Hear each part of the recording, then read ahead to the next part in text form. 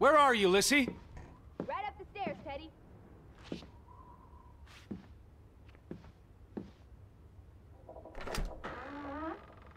Teddy? Is that you?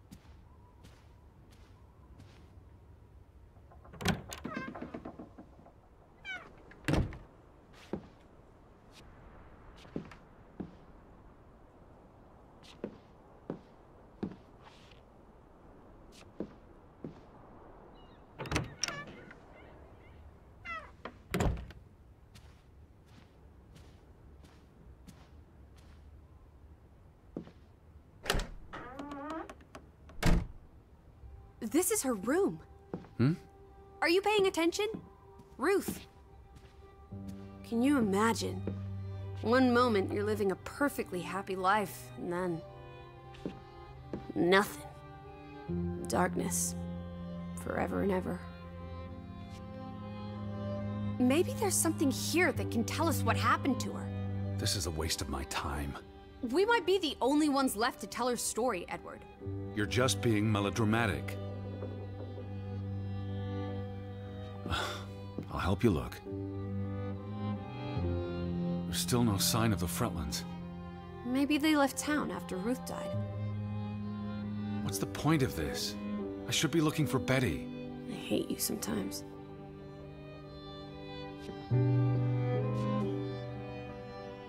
She made her bed that morning. Before she... Or her parents did. It doesn't matter. It tells us nothing. Why are you like this today? Betty's not the only person in the world that matters. She matters the most to me. Ain't that the truth?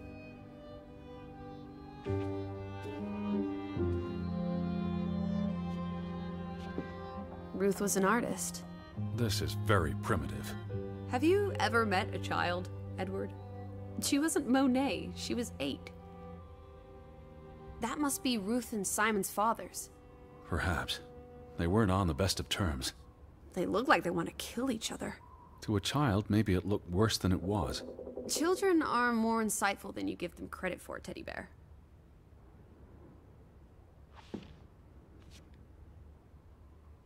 Draugen. Hey, the undead monster from those folk tales you read.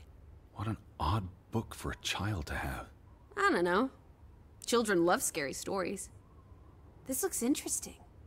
Read some of it to me, please.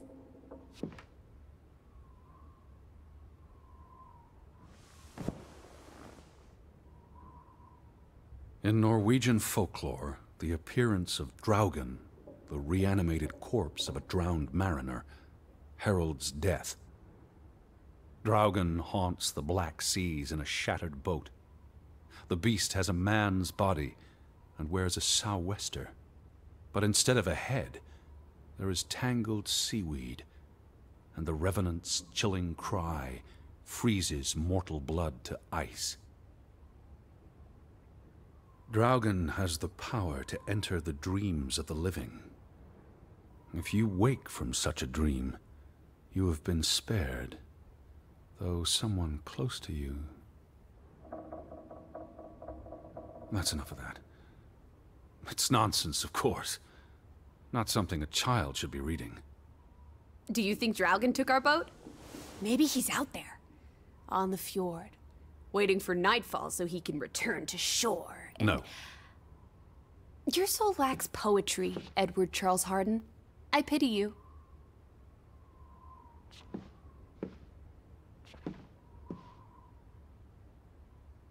She found something.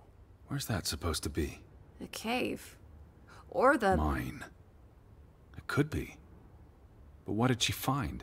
Something important enough to draw.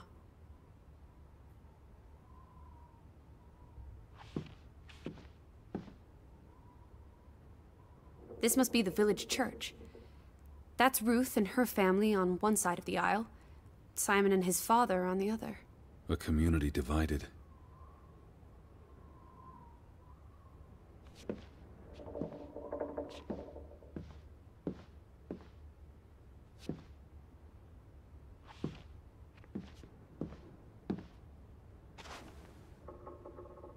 Ruth never finished this. What does that spell? F-O-R-B. For Banelson. The curse. Who's that figure supposed to be? It's creepy. It looks a bit like the Draugen in her book. A figment of her imagination. But the box she drew... It looks like this box under her desk. Really? Let me see. Pull it out.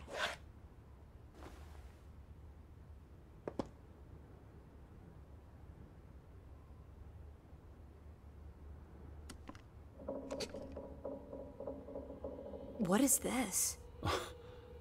I believe this might qualify as actual treasure. Is that Norwegian money? Sort of, but ancient. Viking coins. Are they valuable? Not in terms of monetary value, but historically. They belong in a museum. Looks like Ruth had her own private museum. Why would a child have these artifacts? She must have enjoyed collecting and playing with them. These are much too precious to play with. She should have given these to an adult. She was a child, Edward. To her, they were just shiny toys. Wait! The pin! On the doll! This is where it came from, her collection. But where did she find these treasures? If we're to believe her drawing, perhaps the mine. She may have found a gravesite. Wherever she found them, she wanted to keep them hidden. You think someone found out? These items wouldn't necessarily be worth much, except to a historian or archaeologist. What if this is how... I mean, if someone learned she'd been collecting treasures, they might be willing to do terrible things. There's a story here. The treasure box, the drawings. The overactive mind of an imaginative child. She didn't imagine the Viking artifacts. You shouldn't be so dismissive. The drawings could be her way of dealing with traumatic events. This is what happens when I read you the principles of psychology. You get notions. You say that like it's a bad thing. Ruth was troubled. The village was troubled, and... Is that a bell? The church bell. Someone's here. Maybe... Betty. Why would Betty ring the church bell? Perhaps she's in trouble. I need to get to the church right now. Wait, isn't it more likely to be the person you saw the other night? We should be careful. I told you, I'm not sure that was anything. Come on. Go ahead. I'll catch up with you before you get there. I need a minute to think about all of this.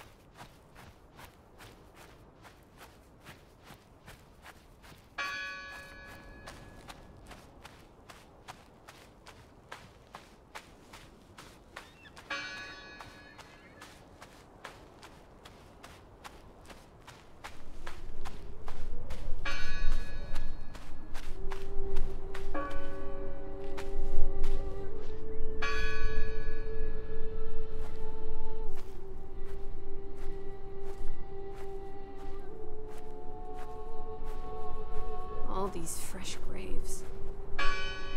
Do you think that maybe Betty... I'd know. But... You wouldn't understand. Elizabeth and I, we have a bond. God, Edward. Your obsession with her is really starting to grate.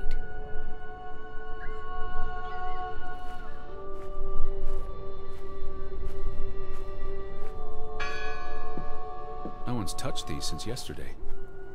Regardless of how they got past the boards, there's someone in there.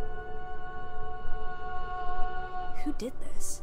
Someone who'd lost their faith. Gone fishing? God is not here. Well, of course he isn't. You won't find God in a church.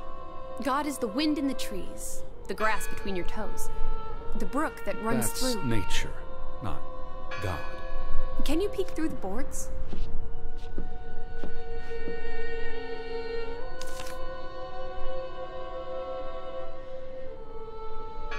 See anyone? No, Listen! The bell. They're still in there.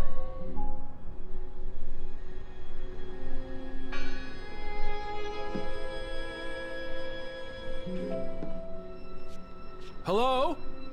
I heard the bell. This is giving me I'm here to help. heebie-jeebies. These boards look flimsy enough to break.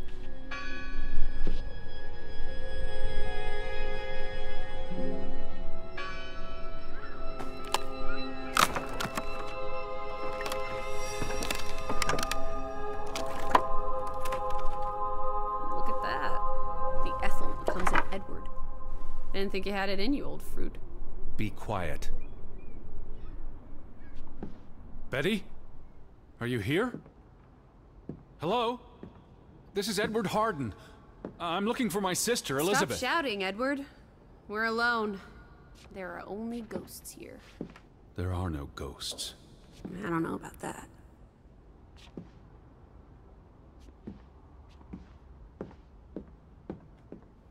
What's this rope for? The bell. This is the bell we heard ringing? I don't see any other bells. So you have to stand here and pull this rope to ring it. Yes. But there was no one here. You didn't see anyone, right? No. No one. Ghosts. I'm telling you. It's ghosts! So what happened to the Hunchback of Grovik? They must be here still. There's only the one exit. Maybe it was the wind. A church bell's too heavy. It can't have been the wind. I mean... I don't know. Maybe it was the wind. There's no one here.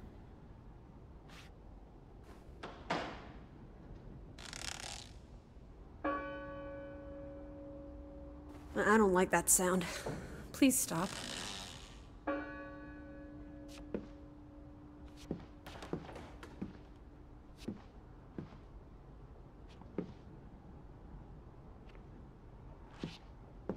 Lissie.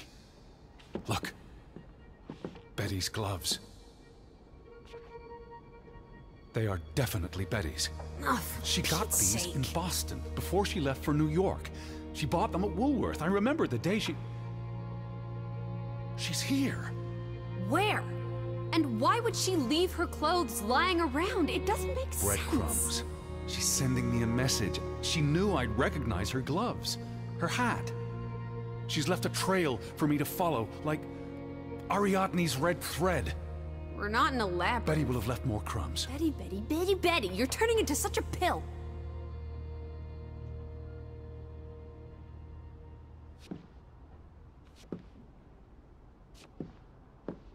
What happened here? The sign on the door. God is not here. Their faith was challenged, and it didn't survive. The final dinner. The Last Supper. Who taught you about the New Testament? I pick up on things. Most folks aren't heathens, like you. That bell still bothers me. Didn't you say it was the wind? I guess it could have been the wind. Once you eliminate the impossible, etc., etc.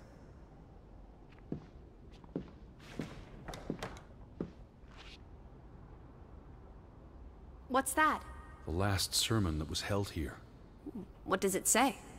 The vicar's handwriting is hard to decipher, and the language.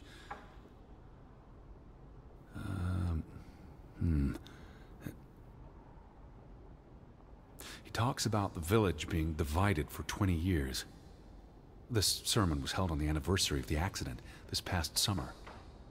He's asking the congregation to help heal old wounds, to forgive, move on. Something to the effect of, you sit in separate aisles in God's house. Like Ruth's drawing. I told you, she was perceptive. It sounds like Grovik was split in two, between those who stood by Johann and those who supported Frederick. Because of Ruth? The sermon is from before that. No, this is all about the preceding 20 years of division and disagreements. Tilgi varandra. Edward? Forgive each other. It addresses Johann and Frederick directly, but I wonder if they were even here. Remember the wedding picture? They were close friends once. How could they allow their grudge to escalate until... You call each other traitors, but the only thing you've betrayed are the bonds that unite us. Here's something else. Many of you believe Grovik was cursed 20 years ago. God has not cursed you. This curse is of your own making. Ruth's drawing mentioned a curse. What do you think that means? It means they believed they were cursed, and that they needed something or someone to blame for their misfortune.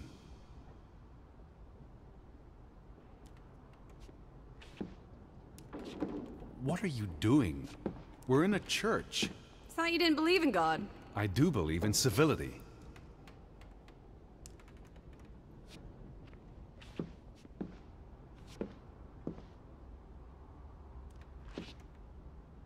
They considered this a sacred place. For them to destroy it. This was an act of desperation and anger. What a terrible mess. First this store, then this. What was wrong with these people?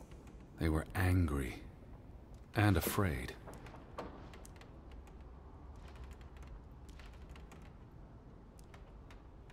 I've never seen you read the Bible before. I've read the Bible many times. It's an important historical document. For he is our peace, who hath made both one, and hath broken down the middle wall of partition between us. Did you just translate that into Olden English? I happen to know the verse by heart.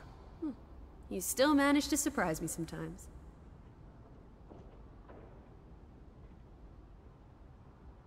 Jesus looks sad. What reason would Jesus have to be happy? Don't be blasphemous. Given that this is all fiction, blasphemy is a contradiction. Heretic. I'm no closer to Betty than I was yesterday. Maybe she never made it to Grovik. Don't be ridiculous. Of course she's here. I found her scarf, her hat, and her gloves. I guess.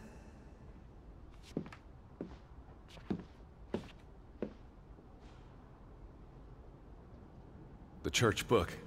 A record of births and deaths. So we can find out what happened to the people in the village? And, Elizabeth. I mean, if she was dead... Her name would be in the book.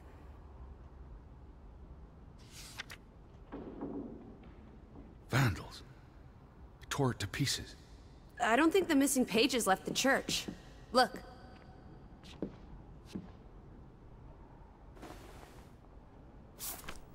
How many pages are missing? I counted 4. They're probably all still here. I know. Let's make it a competition. 1-0 to Team Me. I wanted you to find that one. I know what a rotten loser you are.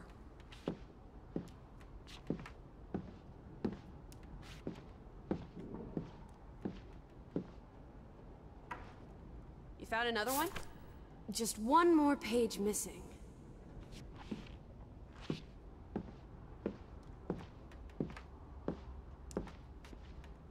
Found another one. You get it. It's right here. Isn't this a fire hazard? They're not always lit.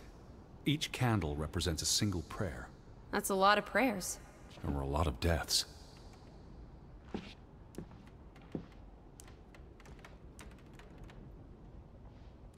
Two for two. A tie. Good job, Teddy, old Stop, bean. Lissie. This is not a game. Betty's out there. All Of alone. horse feathers. Stop being so gosh darn tedious, Edward. Biddy, biddy, biddy. Will you ever shut up about your precious Betty? Put those pages back in the book, and I'll stop trying to cheer you up.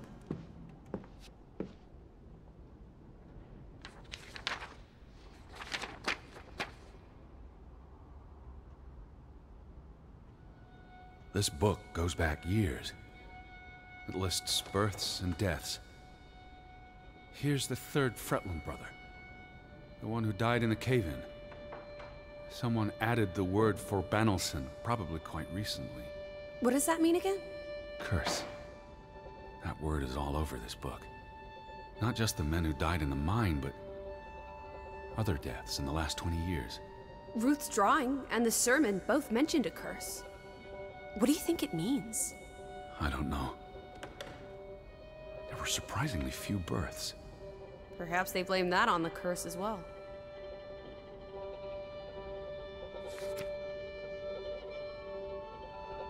Look here. Ruth Elsa Fretland. She was buried in the cemetery. And the next entry, Simon Fretland.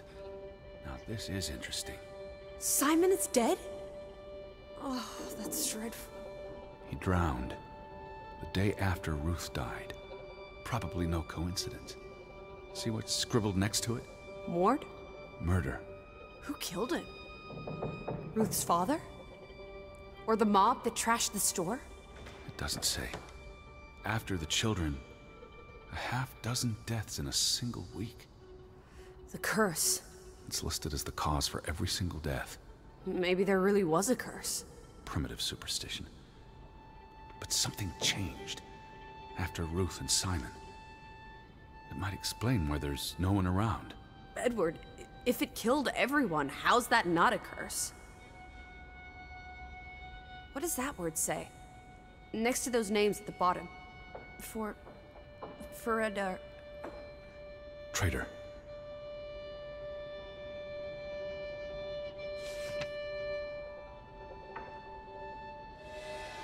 Edward? What's wrong? The final entry. There's no name. Alice, what if... Oh, Edward, no. Betty. It doesn't mean she's... She's not dead. She can't be. I'd know. I'd know. Teddy. I need to see the grave for myself. It's not Betty. Betty's still alive. Teddy? Where are you going? Don't leave me! Edward! You better not be here, Betty. I'll never forgive you. This one. It's unmarked. What are you doing? Have you gone completely mad? Edward, stop it!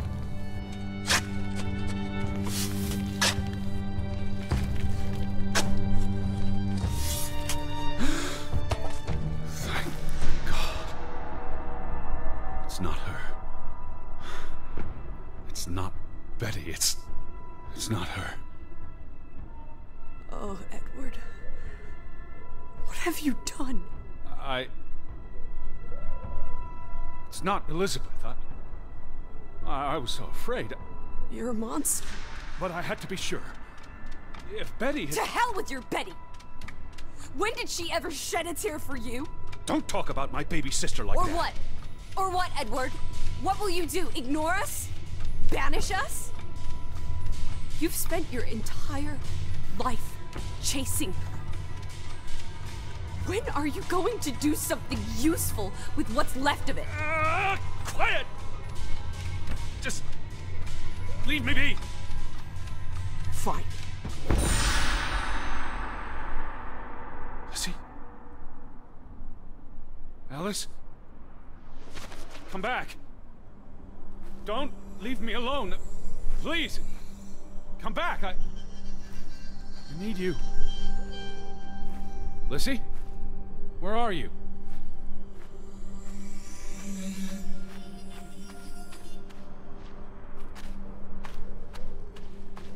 I was afraid you'd left me. Now listen to me. No!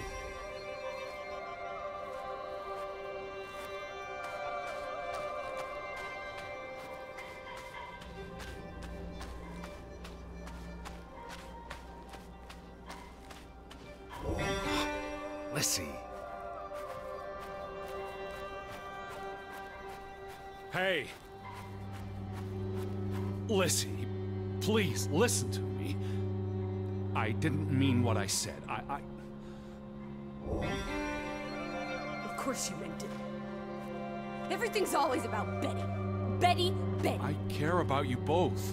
Until it really matters. Then it's obvious who matters more. I thought she was dead. I wish she was!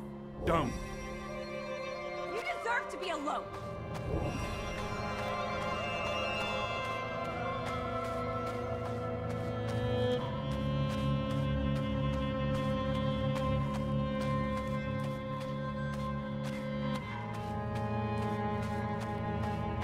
Please, talk to me. What's there to talk about? You can't keep running away from me. You think you own me? That you control me? That you get to decide how I feel and what I do every minute of every day? That I'm your puppet? Your little plaything? Well, fuck you, Edward Charles Harden! I never should have come here with you on this pointless chase! Now, be reasonable.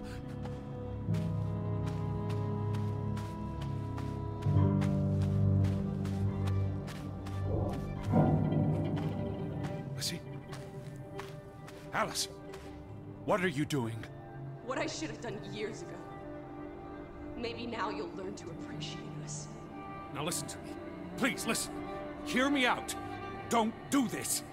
You can't do this to me. I need you. I'm not whole without you. I can't lose you. I can't live without you. Don't, please, don't, no. What? No!